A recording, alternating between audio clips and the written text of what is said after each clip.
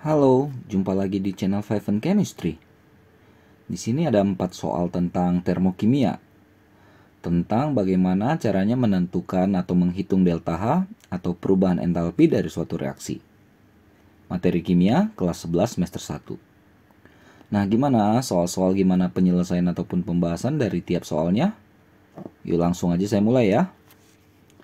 Ini 5 soal semuanya soal esai ya. Slide pertama soal nomor 1 dan soal nomor 2. Soal nomor 1 dulu. Diketahui delta HF0, pembentukan ya, F itu formation, 0 itu angka di atas itu, kayak derajat itu menandakan standar ya. Jadi ini adalah entalpi pembentukan standar dari CS2, CO2, dan SO2 yang nilainya berturut-turut plus 89,5, min 394, dan min 297. Semuanya dalam kilojoule per mol. Lalu berdasarkan data tersebut, hitunglah delta Hc. C itu combustion atau pembakaran. Ya, entalpi pembakaran dari si CS2. Nah, untuk mengerjakan soal ini, kita bongkar dulu nih masing-masing ya. Delta HF0 ini, HF0 untuk CS2, CO2, dan SO2 itu seperti apa. Jadi, yang pertama dulu ya, anggap ini reaksi yang pertama. Nah, yang dibentuk itu di sebelah kanan. Jadi ini CS2. C itu ya C dia bentuknya. Sedangkan S itu dia S, jadi duanya taruh di depan. Inilah yang nilai delta H-nya plus 89,5 kJ per mol.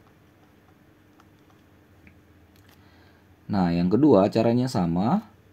Yang diminta adalah, yang dibentuk adalah CO2. Berarti dari C tambah O2. Oksigen itu kan O2 ya.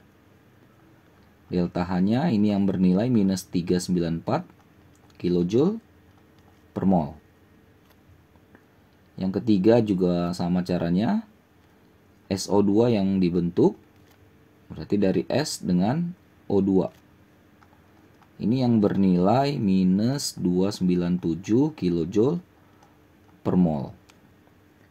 Nah, jadi kalau kita udah dapat data ini 3 reaksi ini, lalu kita bongkar juga ini apa sih yang dimaksud dengan delta Hc dari CS2.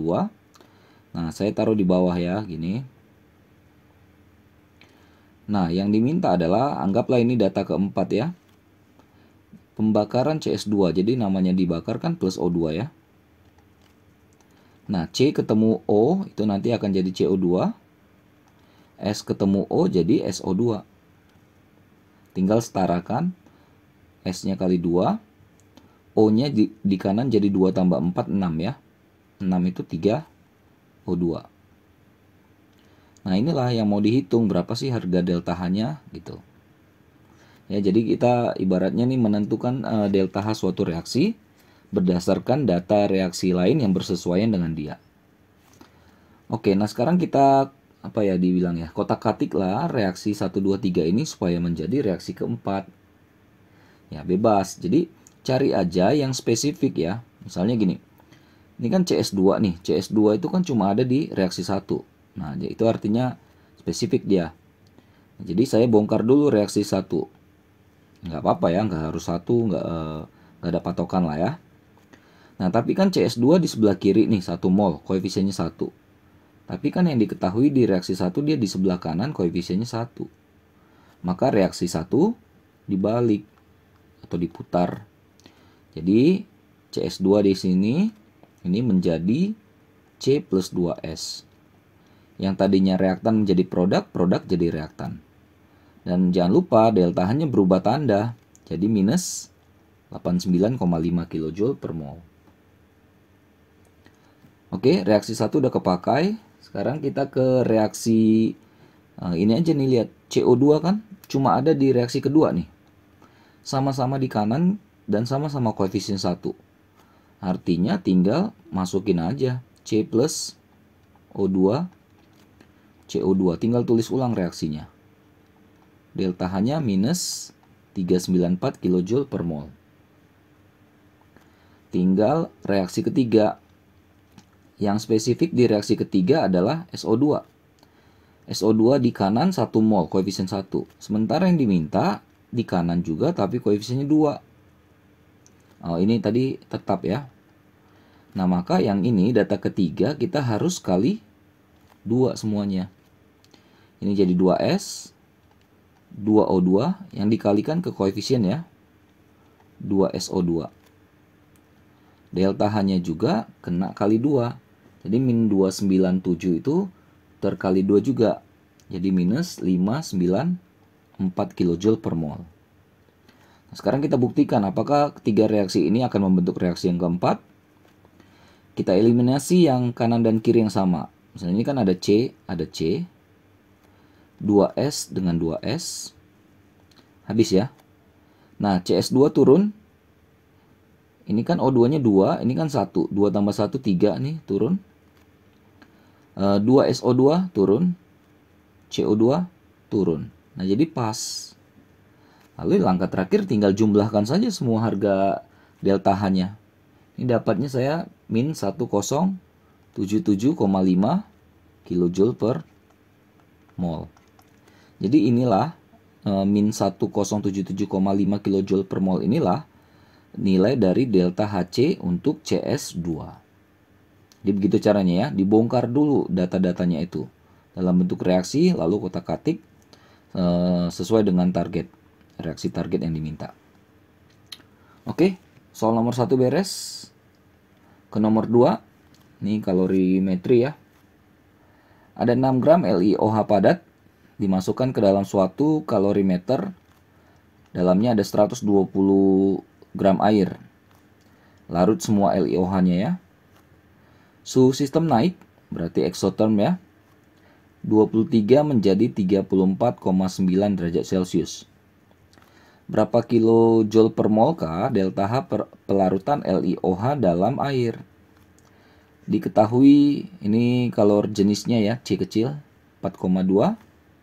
Nah, kapasitas kalor dari kalorimeter banyak soal yang mengabaikan ini, tapi di sini tidak diabaikan. 11,7 LiOH sama dengan 24 mR-nya ya. Oke, jadi gini. Ini kan Q total. Ya. Jadi ada Q sistemnya atau larutannya ya. Ditambah dengan Q wadahnya. Wadahnya kan namanya kalorimeter. Nah, jadi untuk Q sistem kita pakai rumus yang ini terkenal ya, M kali C kali delta T. Nah, ini yang sering diabaikan di soal. Di soal sering anggaplah kalor dari kalorimeter itu diabaikan. Kalau ini kan dia enggak, karena nggak bisa diabaikan karena dia kasih tahu kapasitas kalornya. Kapasitas kalor itu C ya, C besar dikali delta T. Nah, jadi inilah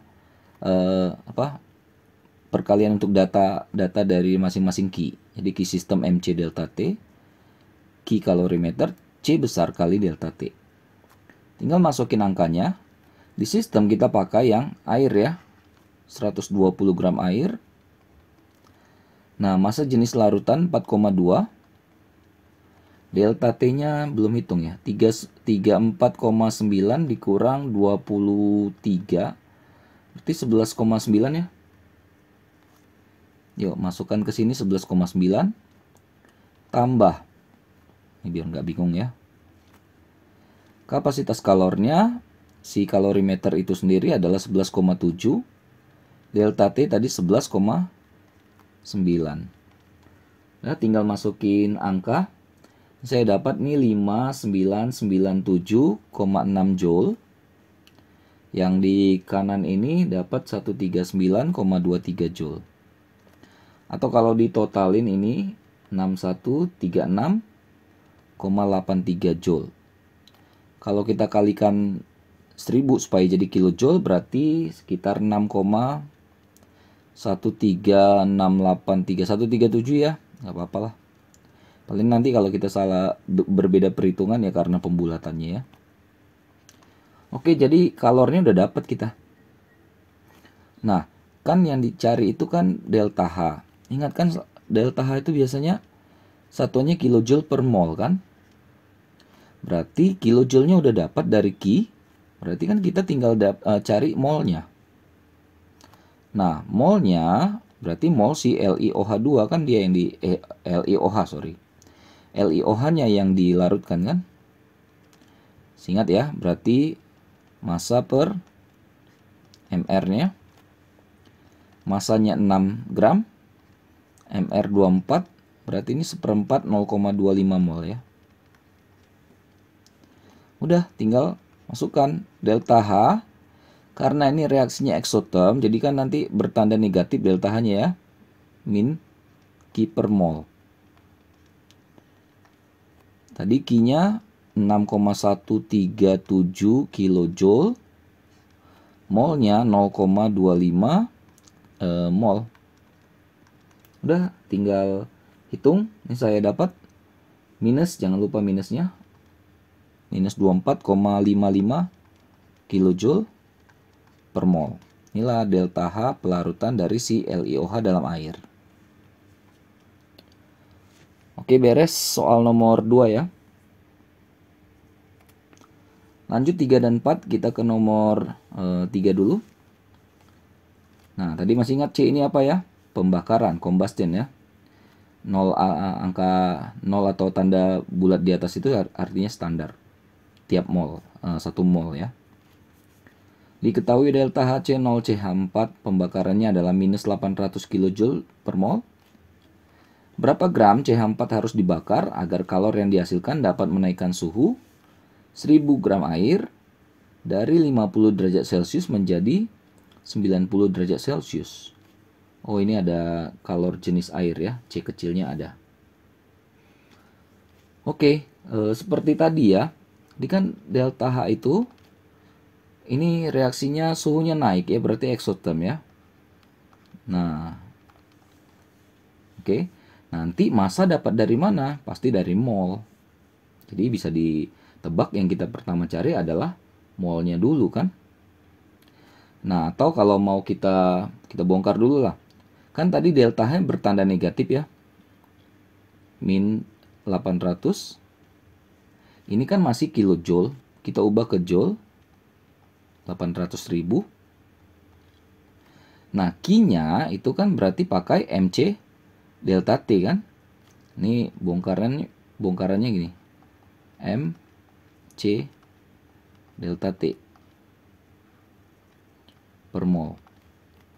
Yuk kita masukkan aja. Ini kan min dengan min nanti coret ya. Nah, ini. Masanya airnya 1000 gram. C-nya kalor jenisnya 4,2 diketahui. Delta T-nya selisih 90 kurang 50 kan, berarti 40.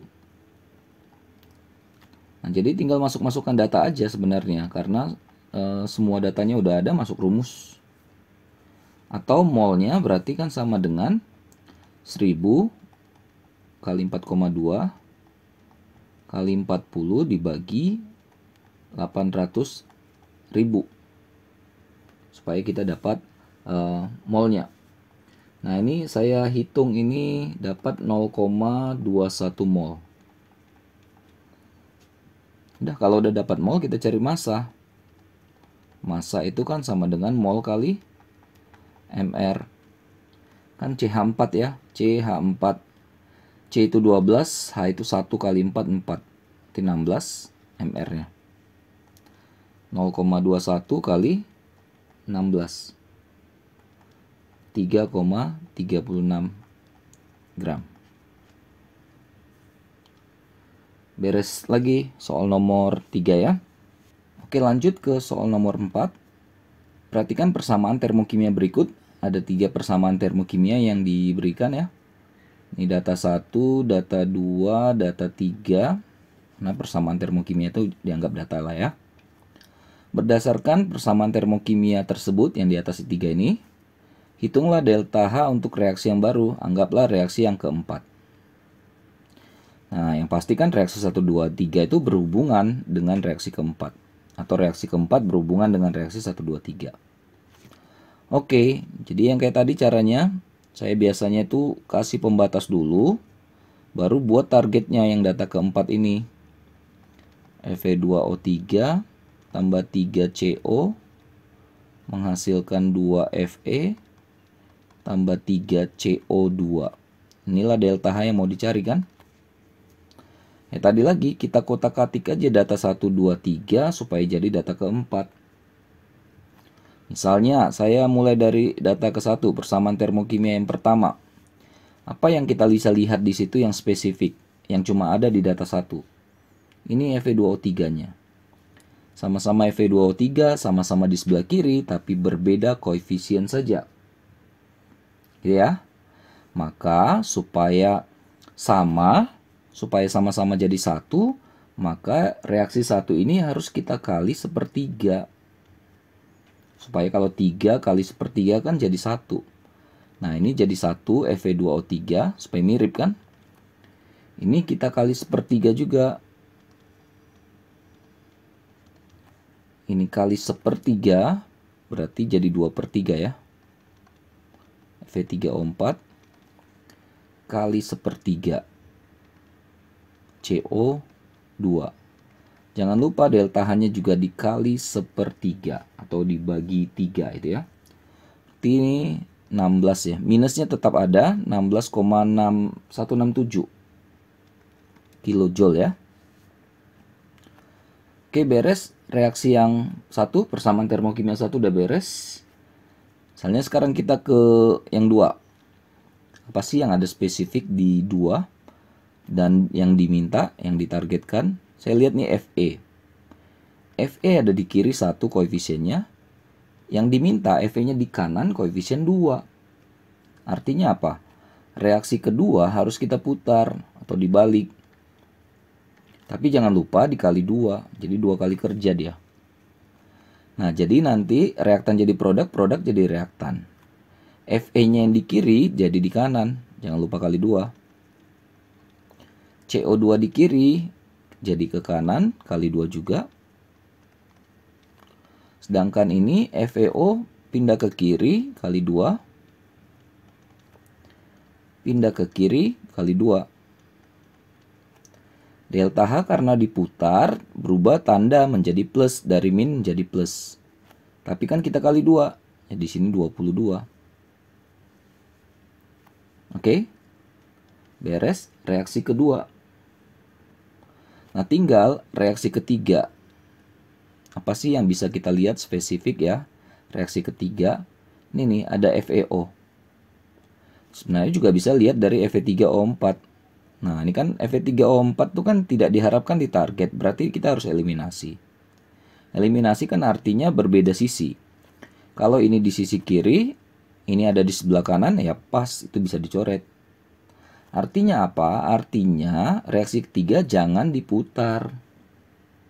Nah, cukup samakan aja koefisien Fe3O4-nya. Di sini kan 1, di sini 2/3. Maka reaksi ketiga itu kali 2/3. Jadi, perhatikan hasilnya ya. 2/3 Fe3O4 kali 2/3 juga ini. Kali 2/3 kan berarti jadi 2 ya. 2 FeO. Ini kan muncul juga nih temennya. Tambah ini kali 2/3. Delta H-nya ya ini kali 2/3, tapi tidak berubah tanda ya. Jadi kali 2 44 bagi 3 berarti 14,666667 ya. Kita buktikan coret-coretnya dulu. Pas nggak nanti menghasilkan reaksi yang di bawah. 2/3 yang tadi kita coret ya. FeO juga dicoret sama kanan kiri. Nah, ini Fe2O3 turun. Lalu ini 2/3 tambah 1/3 kan 1 ya. Terus tambah 2 jadi 3. Pas. Sisi yang sama jumlahkan, beda sisi eliminasi. 2 Fe turun pas. 2/3 tambah 1/3 1, 1 tambah 2 3. Pas reaksinya. Tinggal jumlahkan aja. Ini jadi plus 20,5 kilojoule. 0,5 ya. Oke, selesai soal nomor 4. Agak ribet juga ya, tapi harus teliti lah ya, pelan-pelan harus teliti, nanti pasti bisa. Ini last one ya, soal nomor 5 terakhir. Ada beberapa persamaan termokimia, ada 3 juga. 1, 2, 3. Hitunglah perubahan entalpi yang terjadi pada pembakaran 16 gram gas metana secara sempurna. Nah, reaksinya ini belum ada. Jadi kadang soal seperti itu. Dia bentuknya masih kalimat. Kita yang menggantinya menjadi reaksi. Kan pembakaran gas metana ya. Itu yang jadi target. Data keempat deh. Gas metana adalah CH4 dibakar plus O2. Katanya kan jadi sempurna, berarti CO2 plus H2O. Jangan lupa setarakan. C-nya sama-sama 1. H di kiri 4, di kanan 2, berarti kali 2. O-nya di kanan jadi 4, di kiri masih 2. Nah, kali 2. Inilah targetnya, delta H yang dicari ini. Oke, sama kayak tadi. Kutak-katiklah data 1, 2, 3 supaya jadi data yang keempat ini. Jadi persamaan termokimia yang keempat ini. Misalkan saya lihat CH4 nih. CH4 di sebelah kiri. CH4 itu cuma spesifik ada di data 1, tapi dia sebelah kanan. Koefisiennya sama-sama 1. Maka reaksi 1 diapain?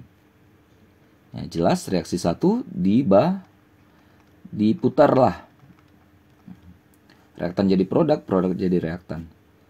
Jadi CH4-nya pindah ke kiri. Dari produk jadi reaktan dia. C plus 2H2 yang di kiri pindah ke kanan. Jangan lupa kalau diputar begitu, delta H berubah tanda.